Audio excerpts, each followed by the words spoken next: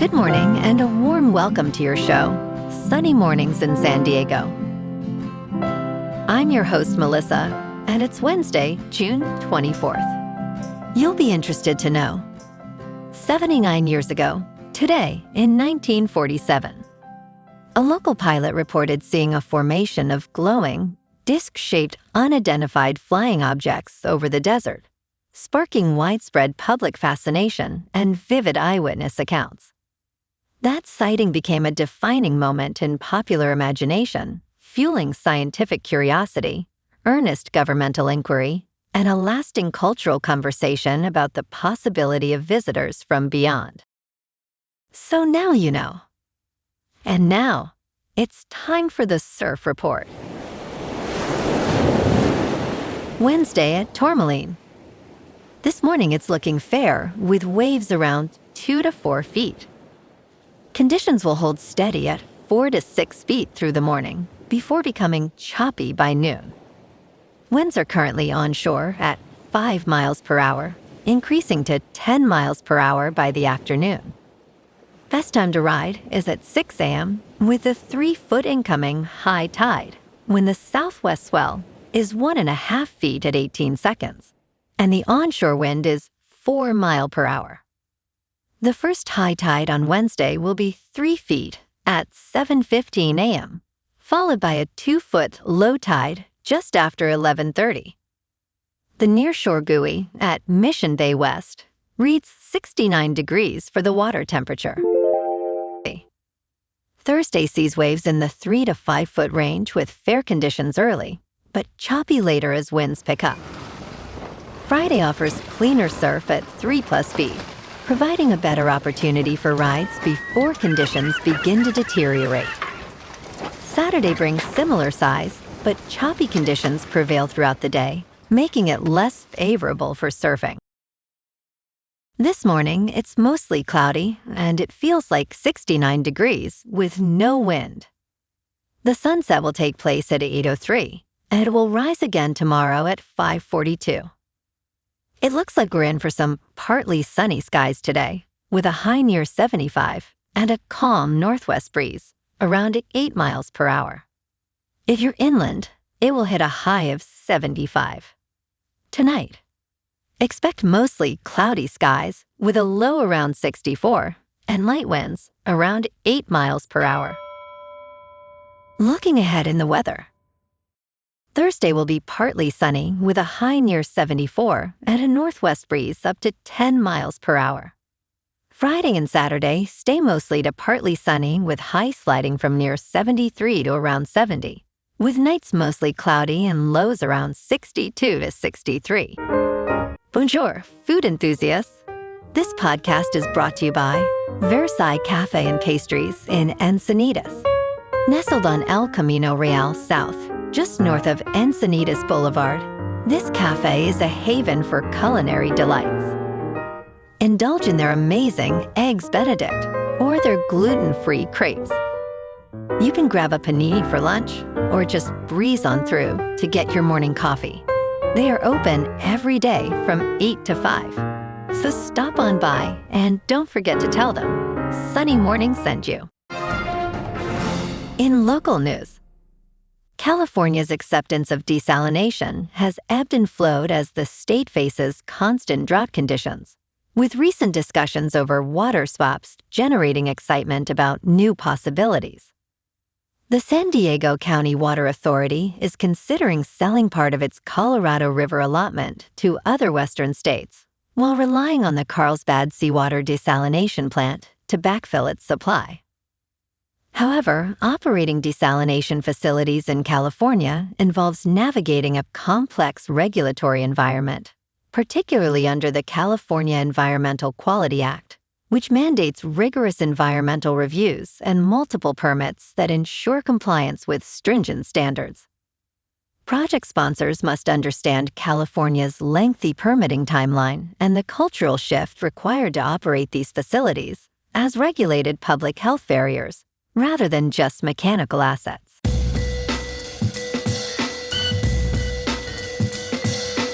Now on to sports. Bennett Stirtz, a point guard from Iowa, was selected by the Memphis Grizzlies as the number 17 overall pick in the 2026 National Basketball Association draft and was subsequently traded to the Oklahoma City Thunder. This marks the first time an IO player has been chosen in the opening round since Chris Murray was selected number 23 by the Sacramento Kings in 2023. Stirtz, standing 6 feet 4 inches tall and weighing 190 pounds, played a crucial role in Iowa's historic March Madness run, averaging 19.8 points and 4.4 assists per game. As he begins his professional career, fans are buzzing about his arrival in Oklahoma City. In local sports, the Padres look to complete a sweep of Atlanta tonight at Petco Park. San Diego has won the first 2 games of this series, a 1-0 pitchers duel on Monday, and a thrilling 7-6 comeback yesterday. Fernando Tatis Jr. homered and drove in 2 runs, while Samet Taylor had 3 hits. The bullpen was stellar, with Mason Miller picking up the win. Tonight, JP Sears makes his season debut against Martin Perez. Sears is stepping in because Lucas Giolito is headed to the injured list with right elbow inflammation. It is a concerning development. He dealt with similar issues last season.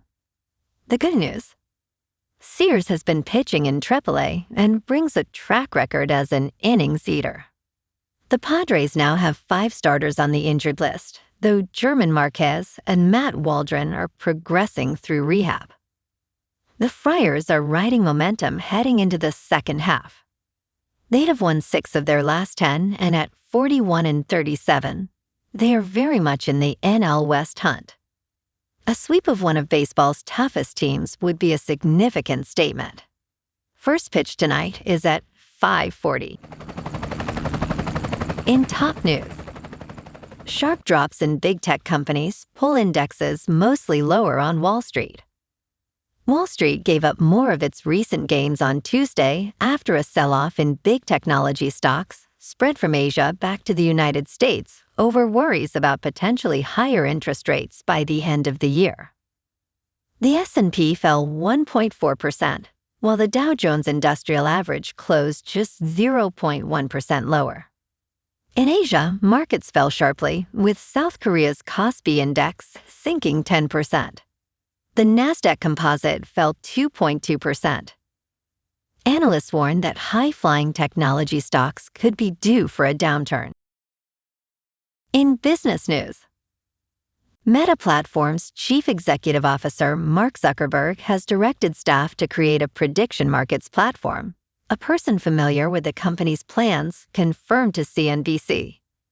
The New York Times first reported the development on Tuesday. This prediction markets app will not use actual money for trading, unlike other platforms, which allow cash speculation on future events. Instead, it will rely on a video game-style point system, though money may be used in the future. The app, referred to internally as Arena, will be separate from Instagram and Facebook. In response, DraftKings fell more than 2%, while Flutter Entertainment also declined nearly 2%. In crypto movement, Bitcoin is down 2% to about $63,000. Ethereum is down 4% to about $1,700. And XRP is down 3% to $1.10. Moving on to a more local vibe. In our community spotlight on health and wellness, we are working with a national Pilates studio to bring you some free classes, so listen up. Check out Club Pilates, with several locations in the San Diego area. Pilates presents a comprehensive wellness approach, cultivating strength, reducing tension, and elevating mental well-being. Scientific research affirms its benefits. So now you can check out Club Pilates for a free class, with locations in Encinitas, Solana Beach, Oceanside, La Jolla, and more. Just be sure to tell them Sunny Morning sent you by.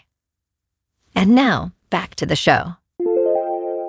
Let's talk science. It is illegal to use paraquat in at least 74 jurisdictions worldwide, including the European Union, China, Malaysia, Brazil, and most recently, the United States state of Vermont.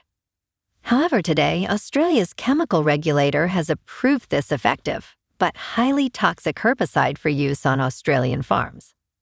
After nearly 30 years of review, the Australian Pesticides and Veterinary Medicines Authority has decided that paraquat can continue to be used, albeit at reduced rates and only in enclosed systems. Health advocacy groups and neurologists have called for an outright ban due to concerns linking long-term exposure to Parkinson's disease.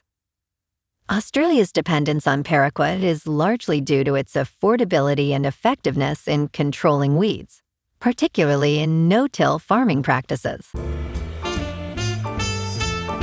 And in entertainment news, Apple TV's hit sci-fi crime series has broken a major streaming trend. The past few months have been stellar for Apple TV, cementing its status among tough competition. With shows like Shrinking, Monarch, Legacy of Monsters, and Your Friends and Neighbors, the streamer has delivered hit new seasons. The latest, Sugar, led by Colin Farrell, made its anticipated Season 2 debut on June 19th. The series has garnered a perfect score on Rotten Tomatoes, with critics praising it as Apple TV's best detective series. Colin Farrell expressed a desire for 4 or 5 seasons, as fans eagerly await news on a potential 3rd season. Well, alrighty folks, it's time for the quote of the day. And today, our quote comes from the American science fiction writer Ray Bradbury. And he said, "We are an impossibility in an impossible universe, reminding us of the endless curiosity and wonder that drive our exploration of the unknown." And that's a wrap for this morning. You can check out our Instagram, YouTube, and TikTok for some captivating aerial videos with local news and the surf reports. Have an amazing day, my good friends. We'll see you tomorrow with another episode of Sunny Mornings in San Diego.